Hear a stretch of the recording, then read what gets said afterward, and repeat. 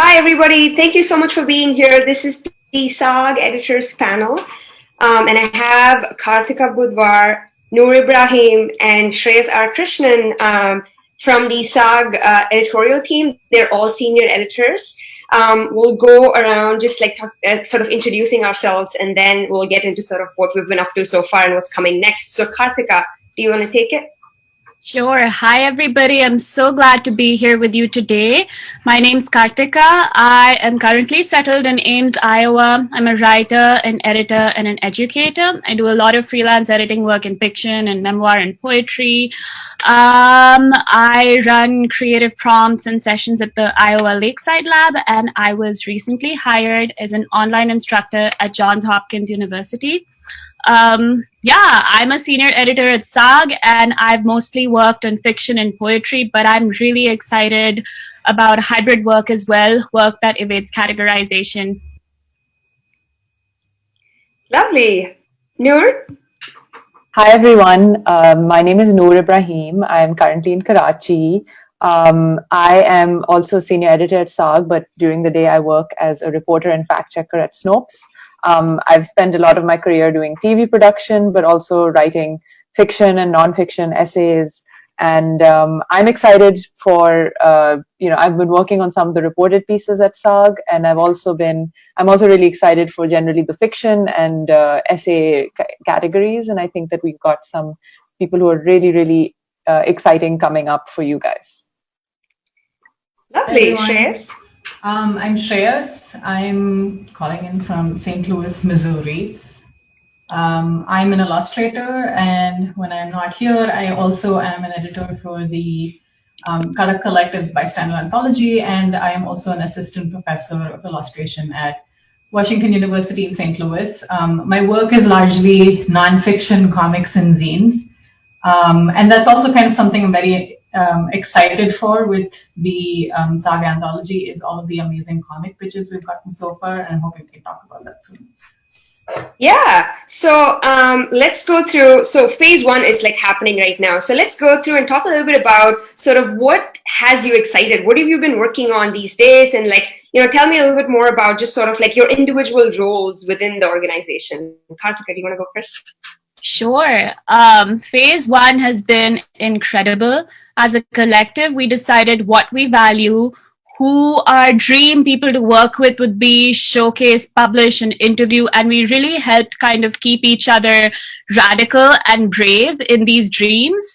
So I've done interviews with incredible writers, read some really gorgeous fiction and poetry. And just through phase one, I can't tell you how wonderful the SAAG team is, and everybody's just done such amazing interviews, just such wonderful work. Phase one's been exciting, and we're ready for phase two, though.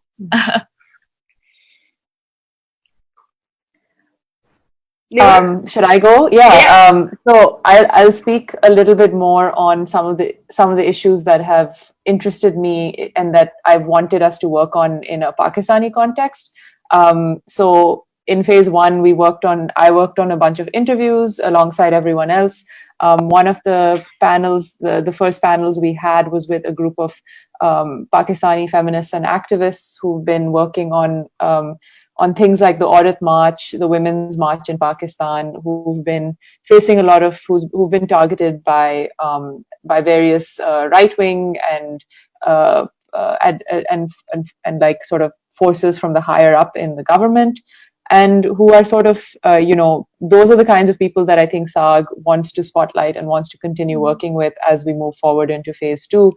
A big story that I'm very excited about, and again, it's another issue that doesn't get coverage in Pakistan as much because of the influence of the of various forces in the intelligentsia and the army, is like issues related to enforced disappearances. And that's something that we're working with an amazing reporter who is based out of Balochistan, and he's working with us on a really fantastic piece profiling someone who is an activist who speaks out against enforced disappearances.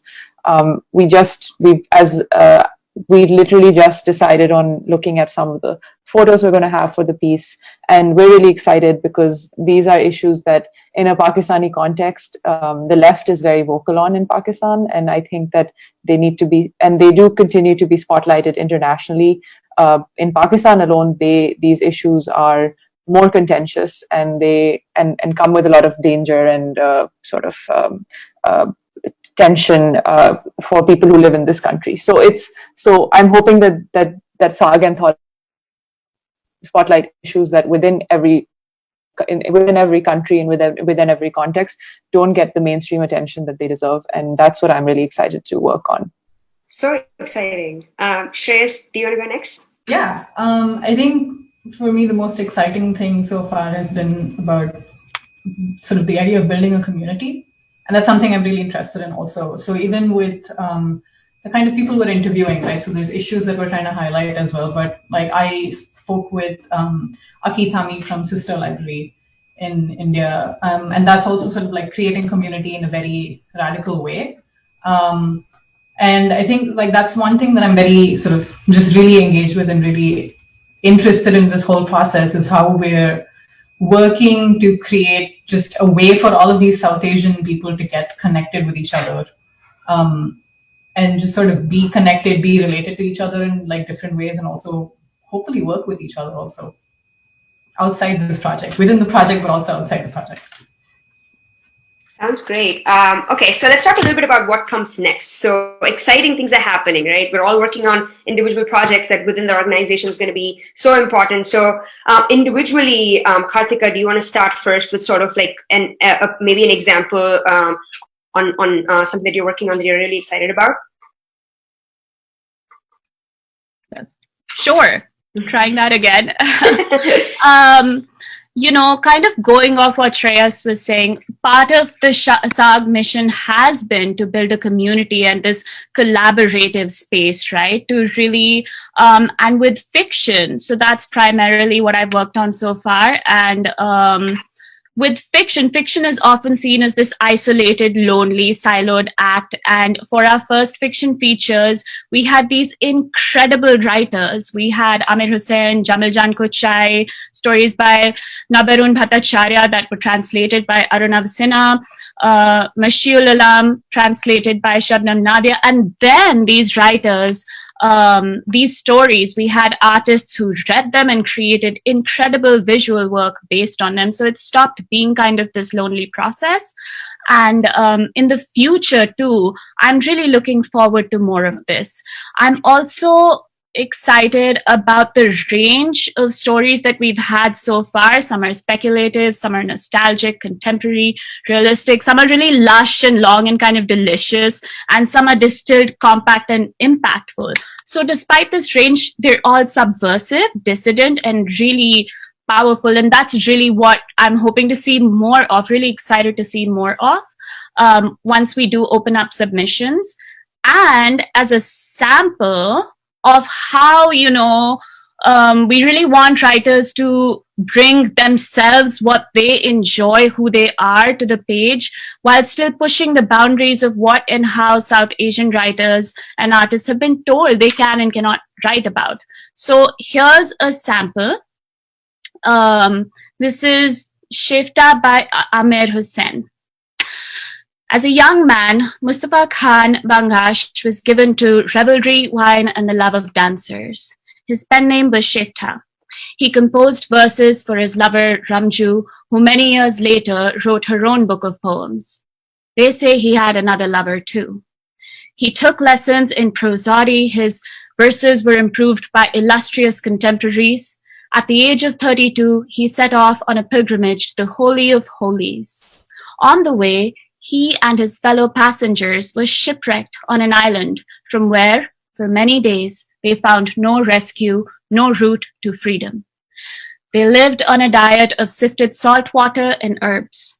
When he returned to Delhi after an absence of 2 years and 6 days, Shefta had lost his taste for wine and the love of dancing women. In this city of poets, musicians, and courtesans, there were also many scholars and saints. Where once he had written of rapture, he now wrote lyrics of renunciation. He still sat beside his master Ghalib and watched the older poet drink, but Shefta no longer raised a glass with anyone. In 1857, during the uprising in Delhi, the conquering British accused him of sedition and fraternizing with rebels. He was imprisoned without proof for 7 years. His family's land and properties were confiscated. He was released finally to see his wrecked and haunted city rebuilt and transformed, the traces of his life erased. His birthplace, his prison, his grave. Though he does not know it yet, the task of vindication will fall to his descendants who will fight for freedom. Some will make their home in the new nation of Pakistan. But that's in another century, in another story that has yet to be written. So that was Shefta by Amir Hussain, and we had 3 other of his pieces up. So that really kind of together offer this multi-generational perspective of art, migration, and just like deep melancholy, right? So looking forward to more of this gorgeous, beautiful dissident writing. Stunning. Wow. Stunning. I was so moved. Noor, would you want to talk a little bit about reporting and sort of like the writer-editor relationship that you would sort of want to like explain how that's going to work in the next coming months? Yeah, I mean, I think reporting requires a lot more collaboration than some of the other categories. We've in the piece that we're currently working on, we tended to have a lot of conversations about the direction the piece wanted to head, but we're also very flexible because, because the reporters kind of have to be the people who have their ears and noses on the ground, and they know best. So I think it's the editor's job to sort of, try to sort of shape the piece, but let the reporter bring the bulk of it to us, because we are often working in very different contexts and in different countries and like different spaces. So it's because it's so wide ranging. And right now, I'm fortunate to be in Pakistan, be in the same time zone as the reporter I'm currently working with. But I think that it'll change with as we get more people and we open up submissions for reporting, and it's going to have a longer timeline because we are going to be sort of working with the reporters as they develop the story. Or sometimes people will come with us with developed pieces and we might ask them to work through it or edit it. So it really depends on how the piece is and how strong the reporter's sources are, how strong the concept of the piece is, because we have a very specific idea of the concepts we want to approach each story with.